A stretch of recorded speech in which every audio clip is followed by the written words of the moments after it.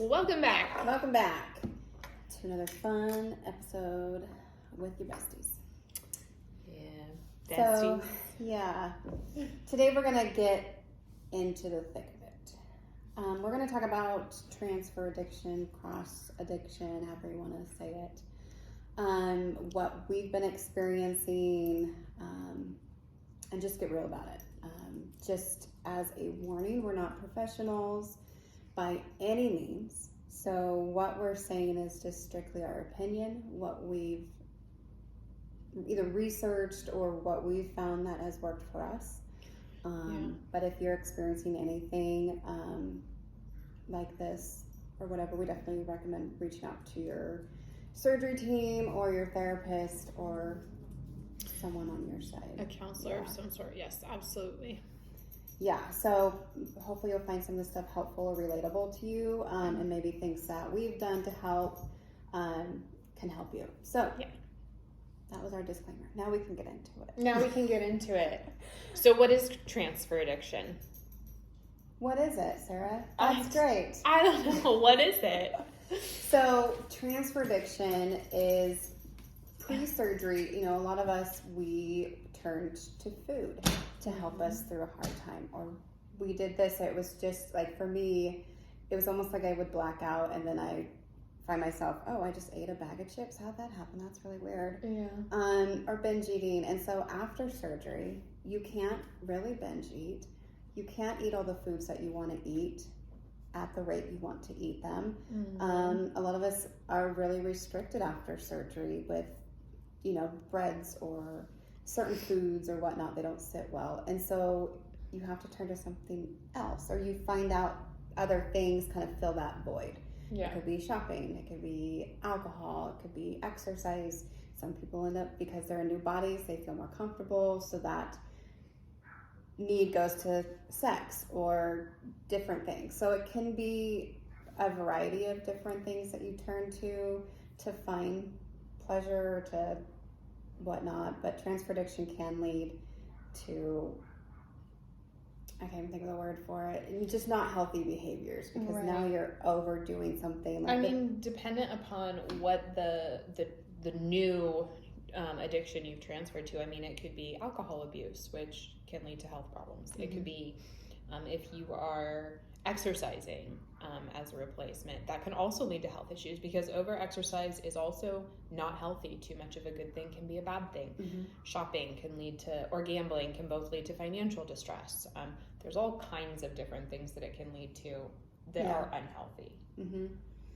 So some things that I've noticed that I've kind of done a transfer addiction to is I'll have shopping spurts. And not necessarily like every single day I'm out spending hundreds and thousands of dollars, but when I do, I'm like, I'm going to buy all of this. Why do I need all of this? Well, because I can. And then I feel good about it. And you get that high. That shopping Mm-hmm. high when you get home and you have all these neat new things or and whatever. It goes into, I was reading earlier, I couldn't fit into all of this stuff before. Yes. I could only shop in the plus size section. I could only shop at this store. Now I can go to this store. I can go to that store. And so now I can buy the cool brands. I can buy American Eagle. I can fit into this. I can fit into that. So I want to have those things. And then, but after a while, it's like they don't really bring me pleasure. So now I've got to go and find something else to do it. Or, I've recently gone through regains. So now those things don't fit. So now I've got to go find things that do fit. And then I feel bad about myself because they don't fit. So then that kind of feeds into that. Or another thing that some people do, I don't really know if it's transfer addiction, but sadly there'll be days I don't eat what I need to eat because I feel like that's going to help me lose the weight if I don't eat. So it's different things that I've found recently. I don't really know if it's a transfer addiction, or maybe it is, but I've been really religious about my exercising. Granted, I go to a gym, so I don't have one at my house to just do it whenever, but that's been like really religious. Every Monday, Wednesday, Friday, 5:30 a.m., I'm at the gym working out. If I miss the time, I feel like my whole day is messed up. Yeah. And so I have to work out. So sometimes I'll go in the evening time to work out to be like, okay, all right, everything is right in the world again. Yeah. I have a Peloton in my house, and a treadmill and weights in my house. So I'm not actually going to a gym, but I have a very similar thing where I have committed to myself that I will work out 4 to 5 days a week. And it started at 3 days a week, and eventually it was 4 days a week. And now it is at 5 days a week. And some days on that 6th day, I really struggle to take a rest day. And that's kind of where I start to go, oh no, am I addicted to this? Like, is Right. this, because for me, I almost don't feel like, and I was just telling Jess this a few minutes ago before we came on here, I almost don't feel like the exercise is an addiction per se, because I don't actually want to do it. Like, Right. I literally have to go through the motions of putting on my sports bra and my leggings and my socks, and then I sit there and, like, in my head I'm like, oh, it's gonna be 45 minutes of torture. You know what I mean? Like, I have to talk myself into doing it. Versus shopping, for me, is also very much an issue. I am a shopper. I have always been a shopper. But like Jess was saying, I can now shop at places and fit into things that I couldn't before, and it has escalated because, and I'm not gonna lie, a lot of those places I couldn't shop before are expensive. Yeah. And so I get like excited, like, oh, I can shop at whatever, like Athleta is it's my favorite. But the leggings are like Lululemon. It's like $100 for a pair of leggings. It's ridiculous. Like, I can't justify that financially. So anyway, going back to the transfer addiction with exercise, for me, I have to be really, really careful and very, very intentional about planning my week. And that means I will work out either 3 to 4 days and then take a rest, and then work out a day and take a rest, or break it up. Like, I intentionally have to tell myself, no, this day is a rest day. And so on those days, I will like literally plan my week, like, okay, that's the day I'm going to go grocery shopping, or I'm going to find other things to fill that time so that I can be in a healthy space without feeling addicted. Like sitting here, like obsessing about it. Balance. But that takes discipline. That goes back to being disciplined is way more, I mean, it's harder than it sounds to be disciplined. Yeah. But because motivation isn't real. Motivation comes and goes and isn't always around, but discipline is always there. So, yeah, finding that balance. Yeah, that's really hard. So those are the transfer addictions that we've been kind of dealing with. Yeah, and I've just been trying to think. I'm like, is there any others? I'm like, no, there's not. My husband would probably say that coffee is my transfer addiction. I was just going to say, it is mine too. We're the same person. Only sometimes. because before surgery, I didn't really like coffee. Unless it was like literally like a shot of coffee and then the rest creamer. Now I'm finding myself a little bit less creamer each time. Yeah. And my husband will give me crap about it, and he's like, I cannot believe you're not the woman I married. Like, you're drinking coffee. Who are you? But now I feel like there are days, like, and maybe it is now that I'm thinking about it, I'm having this like revelation. I'm like, I didn't go to Starbucks. I had time to go to Starbucks on my way to work, and I didn't. And so I will spend a good portion of my day thinking about it, like, and it goes back to like I've talked to you about, like, the food thing. Yeah. If I know there's a food back in the kitchen at my work that I want, I will fantasize about it. I will think about it. I will it's like crack. Like, I want that. And that's what will happen with me with coffee. Yeah. And I'm like, well, I don't have the money for the coffee. And I'm like, I guess I have stars. I can spend my stars. So I do something very similar. First of all, every time I leave my house, and I have not been working for 3 months, so keep in mind that I am in my house all the freaking time right now. Thank you, Jesus, that I'm starting a job in April. But that being said, when I leave the house, it is my opportunity to go get a coffee. Right. That is the first thing I do. I'm like, okay, I'm in the car, I'm going somewhere, gotta go get a coffee. Whether that is Starbucks or Dutch Bros or whatever it is, that's where I go and that's what I do. On that note, I also love coffee so much that I am excited before bed, because as soon as I go to bed, that means I get to wake up and have coffee in the morning. So there's that, and I'm realizing that that's a thing. Also, every day I have, my routine. I have my coffee, I exercise, I have my breakfast, later I'll have my lunch, and then in the afternoon, if you've been good, I think to myself, I'm going to track everything I ate, because I want to know if I have enough for coffee. That is literally what I do. I literally will track my food just so I know where I'm at with my macros, because I want to have more coffee. And that to me probably is a problem. Light bulb. Okay. Wow. I was that way, like, when you said, like, you went to bed and you were excited because you could have coffee in the morning. Yeah. I was that way when I got all of those Starbucks creamers.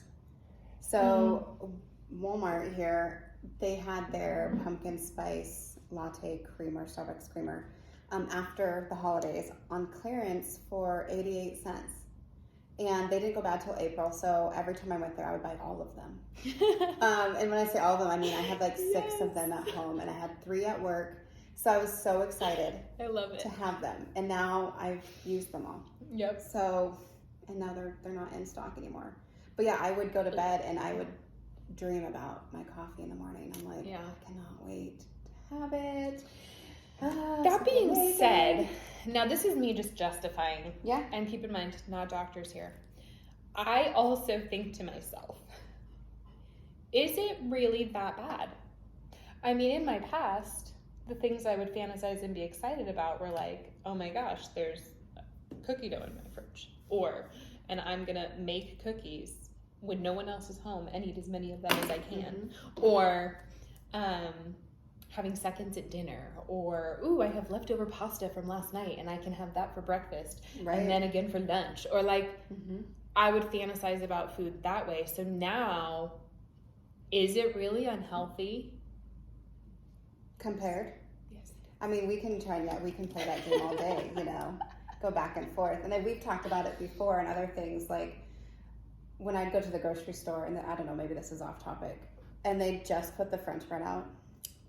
Oh my gosh, God. I love warm French bread. I would go to the store and I would buy a loaf of French bread, and I would eat the insides of it out before I got home, and then I would throw it away. And then I would eat dinner. Yep. Like, what is wrong with you? And so, it's like, coffee's not that bad. I mean, I'm not adding that much creamer into it to where that's going to completely derail. Right. And then I'll tell myself, I exercised today, so I get my coffee in the morning, and I'm going to get a coffee at lunch. Yeah. Because, damn it, excuse my language, I deserve it. I worked out. I deserve it for sure. I've had a stressful day at work. I need my coffee. That being said, so all of that being said, let's go back and talk about how do we find balance? Well, I got to try and balance other things than coffee, because I don't think I can give that up. Right, that's where my joy comes from. So, no.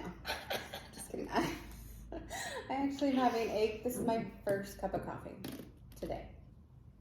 And I didn't have one yesterday. This is my second, I'll admit it. But I ate a really late lunch, or a really late breakfast, which doubled as my lunch. And so in my mind, I'm justifying. This is just, It's substance. Anyways, so what can That's we do? not healthy. Balance. Okay, not what healthy, can we Sarah. do to help? So I wrote down a couple of things Okay. that help me some days. And keep in mind, like, this changes for me because sometimes I'm excessively hormonal, and some of the things that I usually do just don't work because I'll think about my check boxes of how can I find balance, and I go, forget you. Like, I don't care.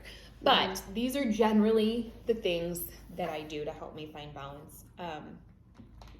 Going back with exercise, taking very intentional rest days, making sure that the exercise days are balanced because our body needs it. Even if we don't think we do, even if we don't feel tired, that doesn't mean that our muscles aren't fatigued. That doesn't mean that our blood pressure needs to rest or whatever, all of those things.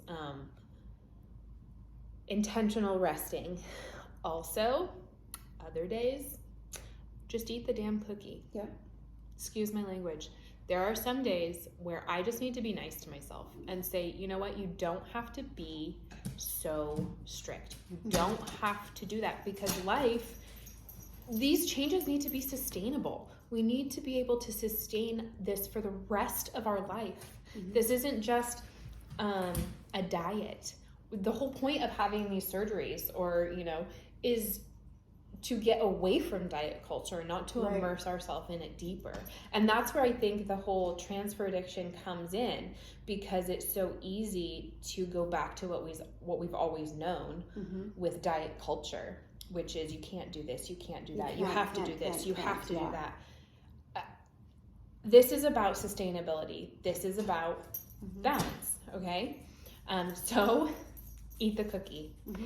You're at a birthday party, have a tiny piece of cake. If your body can. For me, I can have 2 bites of cake. If I have 3 bites, I have dumping syndrome. But I can have 2 bites of cake, and that is fine. It's okay to do that. Sometimes. Balance. Well, that right there is going to lead to, if you just have the damn cookie, have the dang bite of cake, you're less likely to go home and binge something else. Right. And then you have just that derailed everything. Yes. Right. Yes. To allow yourself the space. What is it that everybody says? Space and grace. Allowing yourself to have the space and the grace to live your life in a healthy, balanced, moderate way. Well, and how I look at it is, if I want, like yesterday, my work did crumble cookie. And I'm like, I'm not going to do it. I got home and I had enough to equal like half a cookie. I'm like, I'm just going to do it because I was obsessing over it all day. I did it. I acknowledged it. And I moved on. Today I started over. I did good. I haven't had my cookie. I haven't had this. So but just because you did have half of your cookie yesterday doesn't mean that day was ruined. No. It just means that that's what you did. Yep, I had half a cookie yesterday, and it was delicious. Yep. I mean, that's something that I've been struggling with this week. Giving myself that grace and that space to just do the thing and move on. I had 2 nights in a row where my husband made chocolate chip cookies, and I ate 2 cookies. They were tiny cookies. And so I ate 2 little cookies both nights, and I beat myself up like I would have in my past. I was just like, I can't believe I ate those cookies. I can't believe it. So mad at myself for days. And I started to dive into a deep, deep, dark place. And I was like, what is going on? We don't have to do that. No. This isn't diet culture. We're not there anymore. So anyway, what's the other thing that I do for balance in my life? Now this could go either way. This is just what I do in my life, is I only track 1 to 2 days a week. Do not track every single day of my life because I become obsessive about tracking. And I also, going back to that being free from diet culture, when I was in the midst of dieting all the time, I tracked obsessively. So I am trying to train myself how to make wise decisions, small portions, eat slower, practicing those things as a discipline, and then just checking in with myself every 2 to 3 days. That's what my tracking is about. It's checking in with myself. Where am I at? How did I do today? Can I keep walking forward? Do I need to adjust? Those types of things, so that I can really learn it and not just be obsessive. So right, because like you said, this isn't just like, this is a lifestyle change. So we need to learn how to live, and how to make the choices on a day-to-day basis. Because I was obsessive about tracking. And did that keep me accountable? Yeah, it did. But then I was reading something, I was sharing this with you, I think yesterday or the day before. some people are so obsessive over tracking to where they won't get what their body needs because their macros say they can't have anything else. Right. Or they get too much of what they're, like, you don't need an extra 10 grams of protein. Your body's good, it's content, it's sufficient or whatever. But you eat anyways, even though you're not hungry. Right. To satisfy your macros, which is, so I think, tracking just to check in, is a great idea. I don't track anymore, just because I found myself being obsessive about it. Yeah.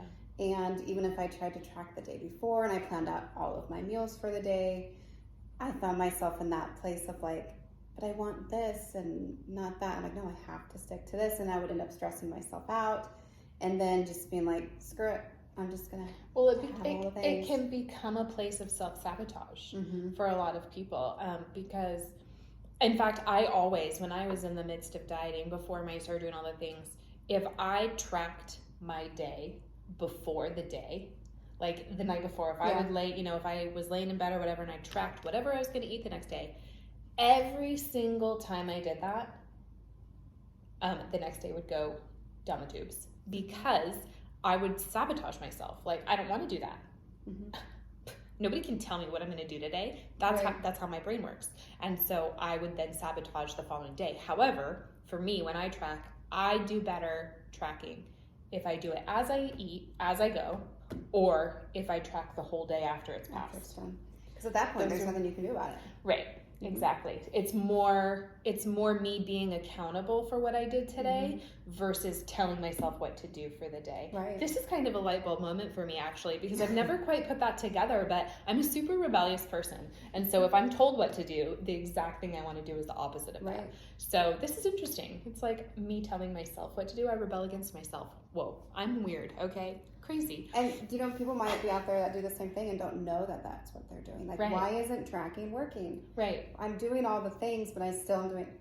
Well, maybe that's not how you work. Right. Maybe you're doing it backwards. Try it. Yeah. It may be really weird. Like me trying not tracking when I was tracking like religiously, and then going to not tracking was so outside my comfort zone because how am I going to know that I'm getting my things? How am I going to know? How am I going to use your brain? Use your tools. Yes. You know what 3 ounces of chicken, you know what this looks like, you know what this is, you know what choices you need to make. Right. And make the choices. Even I mean, some of us, not all of us, but some of us have I have what's called my berry portion bowl. I have a bowl, and that is what I eat out of every meal that I'm home. I mean, not when I'm out in the world eating out and stuff, but when I'm at home, that's the bowl I eat out of because I know how many ounces it is, and I know that it fills me up, and it doesn't make me feel sick because it's not too much. And so that's just how I do. That's how I do it, and that helps me, especially on days when I'm not tracking. So to set yourself up for success without having to track every day is also a really good option. And that works really well for me. I'm not religious about the bowl, but I do like it. It is very, very helpful for me. So okay. I did want to touch on this as far as the addiction thing goes, and the balance. I just want to say identify your triggers. I have this thing for my whole life, and especially being home and not working for 3 months, I watch TV, I watch Netflix a lot. I legitimately have some shows that I watch that my brain correlates with a snack. Wow. This is very, very strange, and I have noticed this in the last few days and weeks, where I will turn on a specific show and sit down, and all I can think about while I watch that show is what snack I want. And it's generally a slider food. It's generally like, I want chips or crackers or cookies or popcorn or something that I know I shouldn't have. But for whatever reason, in my past, in my life, when I have watched that show, I have sat and just had a snack. And so I've noticed that is one of my triggers. I need to be very careful about what show I watch, which is so silly. It sounds so weird, but our brains do weird things. And so I do have that, and it's good to try and be in touch with yourself, to really think it through when you are having those cravings or those thoughts, asking yourself before you indulge yourself, ask yourself, why am I feeling this way? So, and that's true for anything. Like, if you feel the need to go shopping, why? Yeah. What is it that's making me want to go shopping? Am I feeling emotional? Am I replacing my addiction to food or whatever with this thing today? So yeah, just identify your triggers. Ask yourself why you're wanting to do certain things sometimes. And then a big one for me, this is probably the biggest, is prayer and spending time with Jesus. Maybe you are not a believer and you want to call it meditation or whatever, but for me, sitting down in a quiet space, praying about this journey and this life, reflecting on where I am, where I've been, how I got there, and honestly seeing what Jesus says about me. Because ultimately that's all that matters. Yeah. I know that's been huge recently with my struggles, getting back in prayer, getting back in the Word, recentering myself, and aligning myself to Scripture, to what God, or who God says I am. Because I know I can say a lot of things about who I think I am. Not all of them are good, but realigning myself, and it kind of is almost like a reset button. Like, okay, I feel good, I'm recharged, I know who I am in Christ. The world may say all of this, but I know who I am. Yeah. So then I'm like refreshed and ready to go and can go on and about. Right. Okay. Yeah. For me, it's definitely very much the same. And also just remembering that I am beautifully and wonderfully made, that God does not call us to live in anxiety. He does not, we're not called to live in depression and overthinking and just all of those things that come along with addiction in general. Right. We don't need to live in that space. Jesus calls us to freedom from those things, freedom from addiction, freedom from depression, freedom from anxiety, and that is the truth. That is my truth. My feelings are not my truth. Feelings are fleeting. How I feel today is very different from the truth. The truth is that I can do all things through Christ who strengthens me, that I am free of my sin, that I am free of my gluttony, I am free of, whatever it is that you are, that Jesus has freed you from. You don't need to go back to that space. Right. So that for me has been a really big one. And just claiming that, honestly, out loud sometimes when I'm by myself, when I'm in a moment of struggle, I will claim that. I'll be like, in the name of Jesus, no. Right. Like, no, I don't want to do that. Yeah, that is not who I am. I'm not identifying with that. Right. I love what you said about, your feelings change from day to day, but the truth of God who says you are, that stays the same. Yeah. It has always been the same. That has never changed. Regardless of if we're pre-surgery, post-surgery, never even had surgery, your value and who God says you are has never changed. Yeah. It's never like you're kind of this way today. Okay, today you're a warrior, but yesterday you were kind of like you were on the fence. Yeah. And so definitely having that portion in your journey, because that's the one consistent, strong thing that that you can grasp and hold on to, that's not going to change. Yeah. And you can find faith in that. And for me, having, whether you want to call it a mantra or just a scripture or a truth that you speak to yourself in your mind, because I think a lot of us have those old habits of when we're struggling with an addiction or when we're struggling with wanting to go back into that dark place or a transfer addiction or whatever it is that we're dealing with. We have that negative narrative in our head. Well, what are some things that you can say to say no? You know what I mean? What's, for me, for me, honestly, most of the time is I can do all things through Christ who strengthens me. Right. Or, you know, for I know the plans I have for you, declares the Lord. Yeah. Plans to prosper you, you know, plans to give you a hope and a future. Good things, not bad things. Or even just something as simple as, I can do this. I am successful. I am beautiful. I am strong. Having those positive things in your arsenal to cling to in the moments when you know that you're struggling, they're important. And it's not easy. And I only say this because the last 2 days have been so hard for me. So hard. And I found myself feeling so stressed, honestly, just about the whole journey, and thinking to myself, if this continues for a week, I will be in such a dark place. I don't know what's going to happen. And somehow I prayed my way out of it.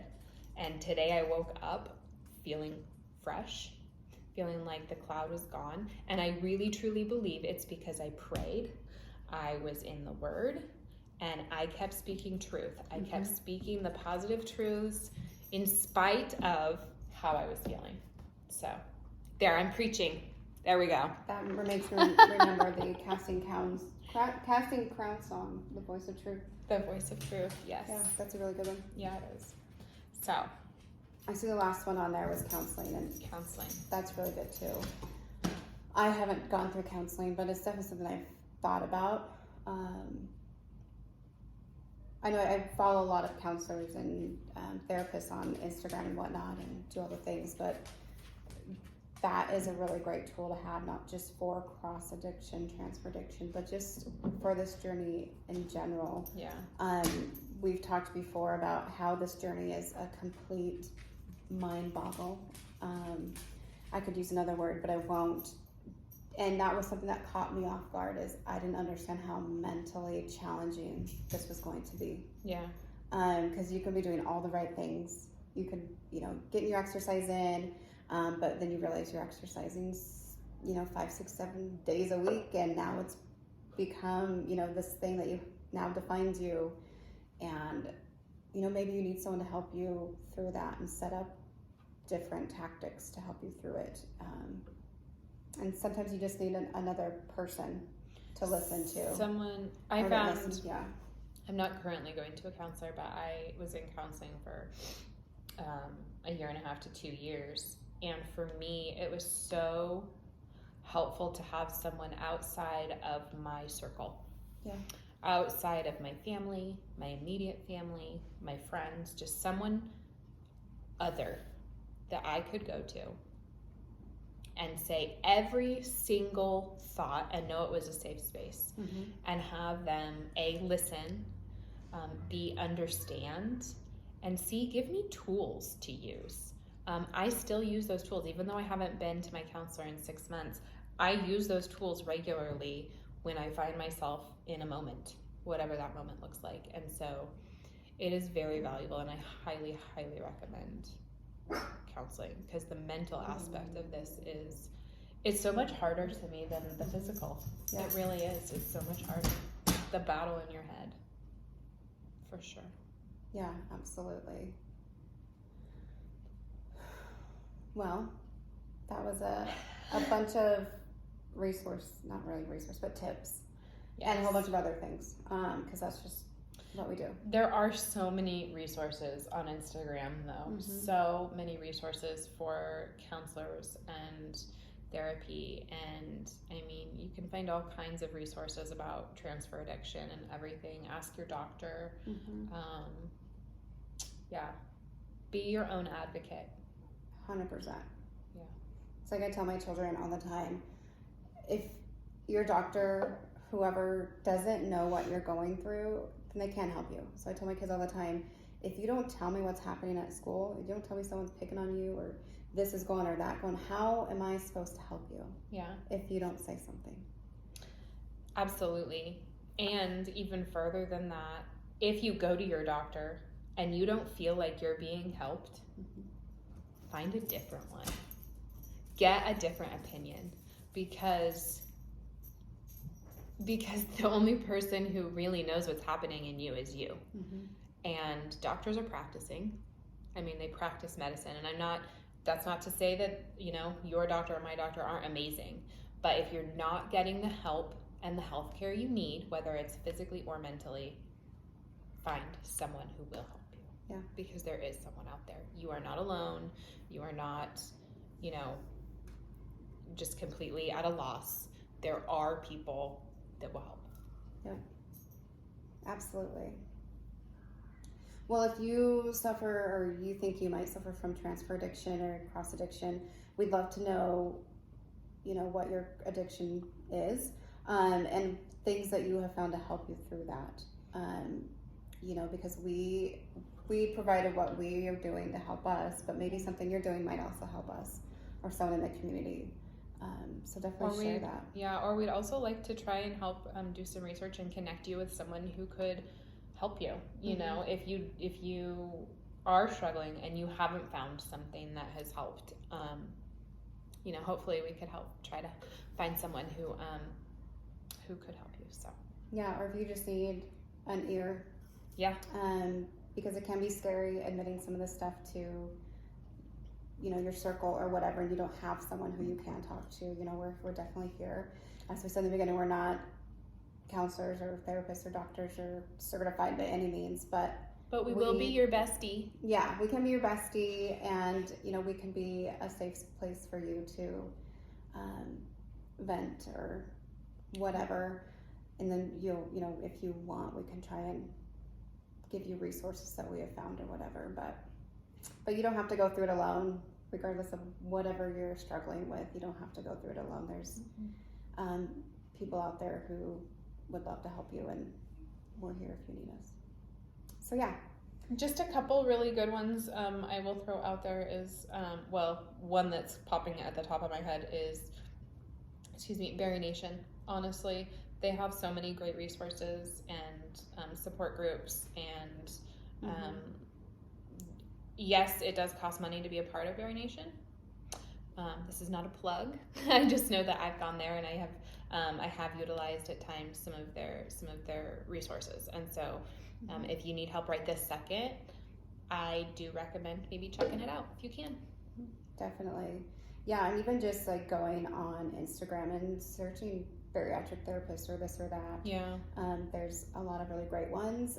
This community has been growing so rapidly over these last few years, and so I've noticed even dietitians, therapists, counselors have gone to social media to reach out to clients, so it's made it really easy, and there's a lot of really great ones, and I agree Bariatric's a great one because I know they have a lot of resources and doctors, counselors plugged in to that specifically. So, and they have an app, and you can just pop on there and even like search for what it is you might need help with, and then it'll give you all kinds of different like Zoom classes you can join and just all kinds of stuff, which I think is really, really cool, really valuable.